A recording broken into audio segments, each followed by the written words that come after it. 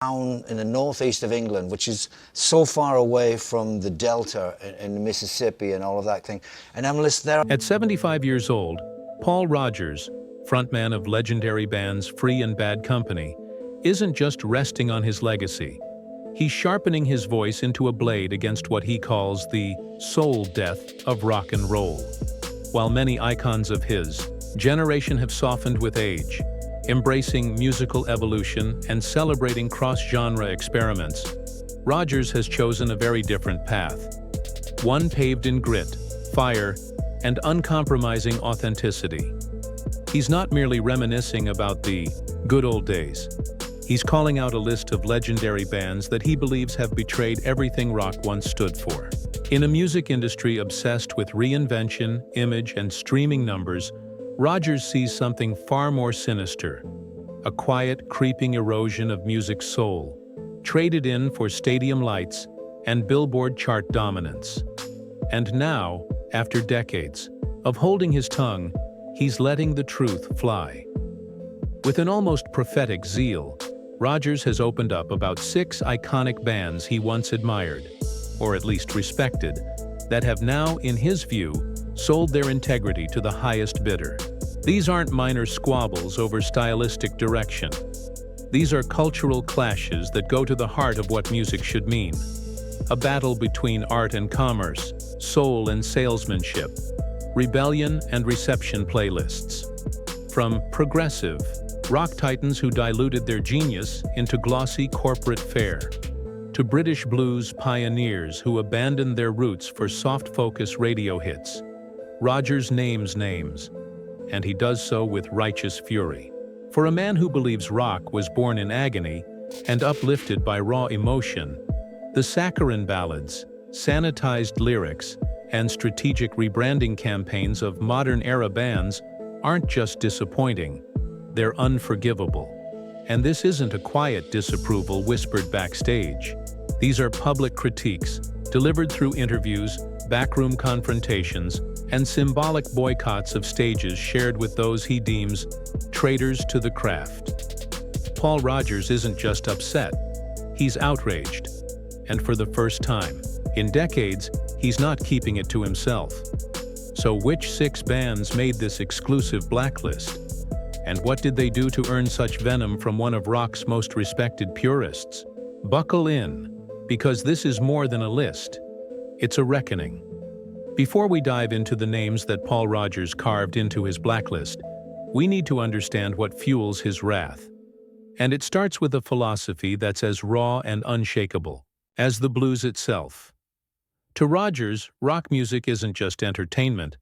It's a sacred covenant between artist and listener, forged in the fires of real-life struggle, joy, and rebellion. Raised far from the swamps of the Mississippi Delta but spiritually connected to its soul, Rodgers built his identity not on trends, but on truth. He believes that music should emerge from a place of honesty, pain, and passion, not from boardroom meetings or data-driven algorithms. This belief is more than just artistic preference. It's a moral code, and one he's upheld from his earliest days in Free to his global success with Bad Company. In interviews dating back to the 1970s, Rodgers repeatedly warned of a growing threat: the replacement of genuine musical expression with formulaic, manufactured content. He likened the music industry's shift to turning powerful songs into marketable products, soulless, risk-averse, and meant to offend no one while inspiring even fewer. For Rodgers, when you strip away the soul and replace it with a strategy, you're not making music anymore, you're manufacturing widgets. This purist stance has often placed him at odds with both fans and fellow musicians, especially as musical genres evolved and technology democratized production. Yet Rodgers never budged. His disdain isn't fueled by jealousy or resistance to change. It's fueled by heartbreak. Heartbreak over watching peers abandon the very fire that once defined them in exchange for platinum records, sold-out arenas, and Grammy nods that came at the expense of their roots. Whether it was a British rocker mimicking American accents for airplay or a progressive genius churning out simplified hooks, Rodgers saw these shifts as betrayals, not just to their personal artistry, but to the cultural legacy of rock itself. His every quote, every refusal to participate in industry panels celebrating reinvention, and every sidestep from collaboration with such acts signals a man deeply wounded by what he sees as the slow death of artistic courage. He once, famously, declared that music should challenge both the artist and the audience. To play it safe, in his view, is to play it dead.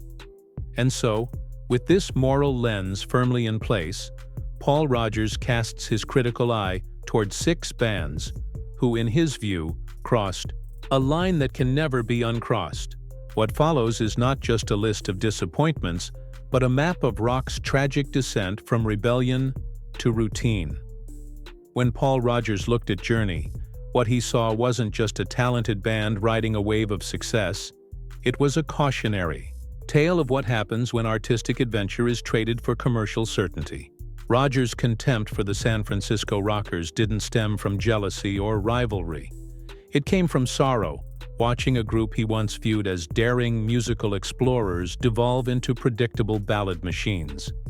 In the early days, Journey had carved a unique space for themselves, experimenting with progressive arrangements and instrumental virtuosity that challenged the mainstream. But by the late 1970s and into the early 80s, that ambition was fading fast. Rodgers observed this shift with increasing alarm, and his frustrations reportedly boiled over during industry conversations and private discussions. Former Columbia Records executive Walter Yetnikoff recalled how Rodgers flatly stated that Journey had become jukebox manufacturers, accusing them of trading their creative compass for calculators. In his view, the band had stopped creating music from the soul and had begun designing tracks based on market research and demographic appeal. Songs became sanitized, inoffensive to a fault, tailored to please everyone but touch no one. To Rodgers, this wasn't evolution. It was surrender. While Journey topped charts and sold out stadiums with emotionally vague anthems and radio-friendly hooks, Rodgers was doubling down on the blues rock principles that got him there, refusing to soften his edges just to grab a few extra spins. He believed music was supposed to challenge, not coddle, the audience. And Journey's metamorphosis into slick, power ballad merchants represented everything he feared the industry was becoming. The breaking point reportedly came at a 1982 industry conference, where Rodgers was invited to speak on a panel about career reinvention. He declined with sharp finality, saying he wouldn't celebrate the death of artistic courage just because it sells more records. That moment solidified his stance. Journey, once a band with the power to push boundaries, had instead chosen the safe road paved with platinum. And in doing so, they had lost everything that made them dangerous, special, or real. In Rodgers' world, that kind of transformation isn't success. It's a sellout, and Journey's fate became the first strike in a growing war he would wage against musical compromise. If there's one thing that sets Paul Rodgers' blood boiling more than stylistic betrayal, it's cultural betrayal. And in his eyes, Foreigner embodied that sin to its core. It wasn't just that he saw their polished arena anthems as shallow, it was that they represented a deeper loss. The selling off of British rock's raw, blues-drenched soul to fit into a slick, pre-packaged American mold. Rodgers, who had always taken pride in preserving the emotional authenticity of British blues rock, viewed Mick Jones's transatlantic project as a blatant betrayal of that heritage. According to industry insiders like Atlantic Records producer Jack Douglas, Rodgers once seethed that Jones had taken everything authentic about British rock and sanitized it for American consumption. This wasn't about stylistic evolution. It was about turning music into an export commodity, a product meant for mass appeal rather than cultural or emotional truth. Rodgers didn't just talk the talk, he lived his disapproval. At a 1981 music industry gathering in London, eyewitnesses recall him intentionally avoiding Foreigner's representatives. When pressed on the snub, he reportedly replied, "I won't shake hands with people who've sold their musical passport for a bigger bank account. For Rodgers, this wasn't just artistic disappointment. It was a deep, almost personal wound. Foreigner's success encouraged a wave of British acts to adopt similarly American-friendly aesthetics, diluting their origins in pursuit of radio dominance. While the world was falling in love with Foreigner's clean production and arena-ready hooks, Rodgers saw only a hollow echo of something that once mattered. He saw musicians pretending to be something they weren't, embracing cultural tourism for profit, and leaving behind a legacy that had been built on rebellion, pain, and truth. His rage wasn't focused solely on Foreigner as a band. It was about what they represented. The idea that success is worth more than sincerity, and that authenticity is optional in a world ruled by chart performance. In Rodgers' world, music was supposed to mean something. It was supposed to come from somewhere, and watching his countrymen abandon their roots for global appeal felt like watching a flag set on fire. To Paul Rodgers, Foreigner didn't just sell out their sound, they sold out their soul. When Asia burst onto the scene in the early 1980s with a dream lineup featuring icons from Yes King Crimson and Emerson, Lake and Palmer, fans expected musical fireworks, complex arrangements, groundbreaking instrumentation, and an audacious continuation of progressive rock's bold legacy. But to Paul Rodgers, what emerged instead was nothing short of a betrayal wrapped in glossy packaging. The moment Asia's self-titled debut album began topping charts, Rodgers watched with a growing sense of disillusionment that bordered on rage. These were not amateurs chasing a hit. They were some of the most respected names in progressive music history, and yet they had chosen to trade their genius for a flavorless blend of radio-friendly melodies and corporate-safe lyrics. According to former Geffen Records executive John Kalodner, Rodgers once described Asia as Picasso painting house numbers, a devastating indictment of what he saw as wasted brilliance. To Rodgers, it wasn't about their success. It was about how they got there, by diluting their vision to the point of creative invisibility. The very concept of a supergroup had once meant uniting masterful talents to create something greater than the sum of its parts. But Asia, in Rodgers' view, had become less than the sum of theirs. He referred to their style as lowest common denominator rock, a phrase that captured his disdain for the band's simplistic structures and mass-market strategy.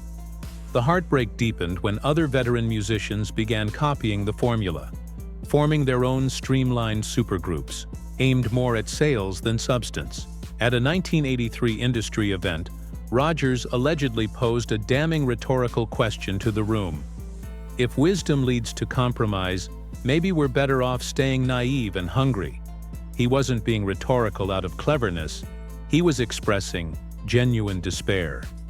For someone who built a career refusing to bend to market whims, watching giants like Steve Howe and Carl Palmer abandon artistic ambition for chart placement felt like watching titans topple themselves. Asia didn't just represent commercial success. They represented to Rodgers the final proof that even the most gifted musicians weren't immune to the seductive call of easy money. And that, to him, was a more dangerous message than any power ballad could ever deliver. Asia, once heralded as a supergroup for the ages, became in Rodgers' eyes a symbol of how brilliance, when divorced from courage, could be repackaged into mediocrity. Paul Rodgers' disdain for REO Speedwagon wasn't rooted in geography or rivalry. It was rooted in what he perceived as a slow, deliberate transformation from authentic rock energy into something so soft, so inoffensive, that it barely resembled music at all. In the 1970s, REO Speedwagon had credibility. They weren't revolutionaries, but they delivered hard-edged, emotionally charged rock that earned them a place among America's more honest rock bands. But by the time the 1980s rolled around, Rodgers saw them as a caricature of themselves, a band that had willingly dulled every sharp edge to become mainstream palatable. His fury grew as their syrupy ballads saturated the FM airwaves, dominating charts with what he called wedding reception soundtracks. According to Epic Records executive Ron Alexenberg, Rodgers once confided, "They've turned American rock into background music for people who don't even like rock." It wasn't their popularity that angered him. It was their willingness to dilute every ounce of rebellion in order to become universally acceptable. He saw it as the musical equivalent of cutting steak with a plastic knife. Harmless, ineffective, and painfully forgettable. While Rodgers was pouring raw emotion into every Bad Company track, REO was flooding the airwaves with overproduced, emotionally vague love songs that, in his view, insulted the very foundation of rock as an art form. "Rock should grab you by the throat, not pat you on the head," he declared in a 1982 interview with Cream magazine, making clear that his view of the genre required confrontation, not comfort. And yet REO Speedwagon represented the growing shift toward inoffensive accessibility, music that never challenged, never disturbed, never moved. Their polished sound and soft focus imagery may have won over millions of casual listeners, but for Rodgers, it marked the death of the danger that made rock music meaningful. The betrayal wasn't just personal, it was national. As REO became one of the most recognizable faces of American rock to international audiences, Rodgers reportedly felt embarrassment sharing stages with them. At a 1983 overseas festival, he allegedly told his band, "When foreigners think this represents American rock power, we've lost something essential about what made this music dangerous." It was a harsh, biting critique. But for Rodgers, REO wasn't just soft rock. They were symbolic of a deeper rot in the industry. They proved that it was possible to succeed without soul, to entertain without inspiring, to sell records without saying anything. And to someone like Rodgers, who believed every chord should bleed with truth, that was the ultimate sacrilege. For Paul Rodgers, no band's transformation stung quite like that of Chicago. Once hailed as innovators who dared to fuse jazz complexity with rock power, Chicago had built a reputation on musical bravery and experimentation. Their early records were dense, challenging, and unafraid to break the mold. Rodgers respected that. But as the 1970s bled into the 80s, he watched with horror as the very band that once symbolized bold sonic exploration turned into something altogether different. Adult contemporary hitmakers, churning out soft, sentimental ballads tailored for radio rotation and daytime television. According to Columbia Records producer James William Guercio, Rodgers once said, "Chicago created something genuinely new in rock music, then threw it all away to become a Las Vegas lounge act." It wasn't their shift toward pop accessibility that devastated him. It was the complete abandonment of everything that once made them revolutionary. Rodgers had always sought to push musical boundaries, even while staying rooted in his blues rock identity. But Chicago, in his eyes, had taken the easy road, a road paved with gold but lined with artistic corpses. He referred to their shift as artistic suicide, a conscious decision to become less than what they once were. The pain became unbearable when their ballad-driven success inspired other genre-pushing bands to simplify their sound in pursuit of similar mainstream acceptance. Rodgers saw a domino effect. With Chicago leading the charge, a generation of experimental rockers began shedding their edge to fit the mold. At a jazz rock festival in 1980, Rodgers reportedly refused to appear on the same bill as Chicago, stating, "I won't celebrate the death of musical ambition, even if it pays well." His condemnation wasn't just aesthetic. It was philosophical. To him, Chicago's reinvention was the musical equivalent of betraying a cause. While the band basked in renewed popularity, Rodgers grieved what had been lost. The daring compositions, the intricate arrangements, the fearless blending of genres that once gave them artistic immortality. Now he saw them as ghosts of their former selves, seduced by chart success and stripped of everything that once made them great. For Rodgers, Chicago represented not just a fall from grace, but a template for how genius could be tamed, diluted, and repackaged for mass consumption. It was a loss not just for him, but for music itself. When it comes to musical betrayal, Paul Rodgers saved his deepest wound for Fleetwood Mac, a band that, to him, committed the gravest sin of all. Once darlings of British blues, the original Fleetwood Mac had grit, soul, and an uncompromising devotion to authenticity. Peter Green's early vision for the band was rooted in a raw, emotional style that resonated deeply with Rodgers, who saw them as kindred spirits fighting to preserve the heart of rock. But then came the transformation, an almost overnight shift from smoky blues clubs to the polished palaces of California pop. The moment Fleetwood Mac released Rumors, everything changed. They were no longer a British blues band. They were global pop royalty. And for Rodgers, it was a transformation he couldn't forgive. According to Warner Brothers executive Mo Austin, Rodgers once confronted Mick Fleetwood at an industry event, saying, "You've taken Peter Green's legacy and turned it into elevator music. Some betrayals are unforgivable." That quote encapsulated the devastation he felt. It wasn't just about musical direction. It was about heritage. Fleetwood Mac, in his eyes, didn't evolve. They erased.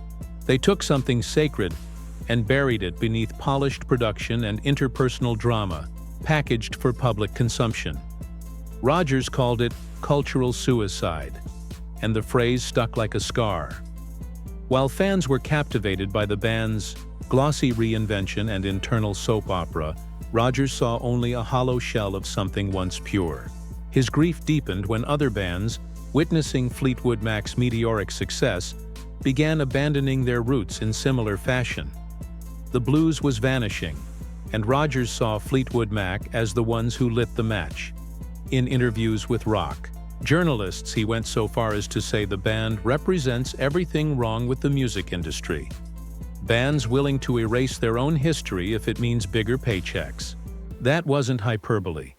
That was heartbreak. While Fleetwood Mac basked in global adoration, Rodgers stood on the outside, mourning what they had discarded. They weren't just another band on his list.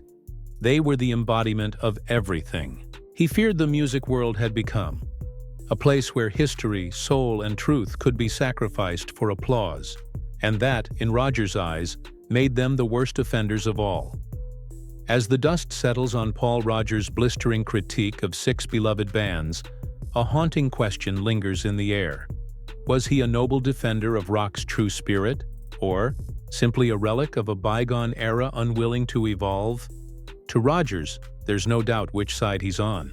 He sees himself as a guardian of authenticity, a voice howling into a storm of commercialization, fighting to keep rock's rebellious heart beating against the odds.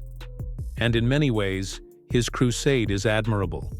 While the world around him embraced musical reinvention, algorithmic hits, and genre-blurring experimentation, he stood firm like a weathered monument to the blues, unshaken, unfiltered, and unafraid to call out what he saw as sacrilege. His criticisms weren't casual. They were heartfelt manifestos wrapped in barbed wire, delivered with the intensity of someone who truly believes music has a soul worth protecting.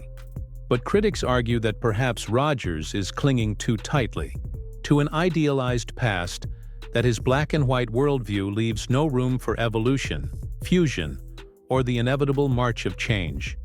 After all, isn't growth the essence of art? Isn't reinvention part of what keeps music alive? And yet, when he calls out artists for trading truth for trend, when he turns away from stages shared with former pioneers turned crowd pleasers, there's something painfully genuine about his disappointment. It's not bitterness, it's bereavement. Rodgers isn't angry because he's been left behind. He's angry because something he loved was taken from him, rebranded, and sold to the masses as something new. Whether you agree with him or not, his passion is undeniable. And maybe, just maybe, his voice, gravelly, unwavering, and rooted in conviction, is exactly what rock and roll still needs. A reminder that behind every chord and lyric, there should be something real, something raw, and something that refuses to be bought. Because in a world of digital polish and streaming metrics, Paul Rodgers still believes in blood, sweat, and soul. And that, above all else, may be the hill he's willing to die on.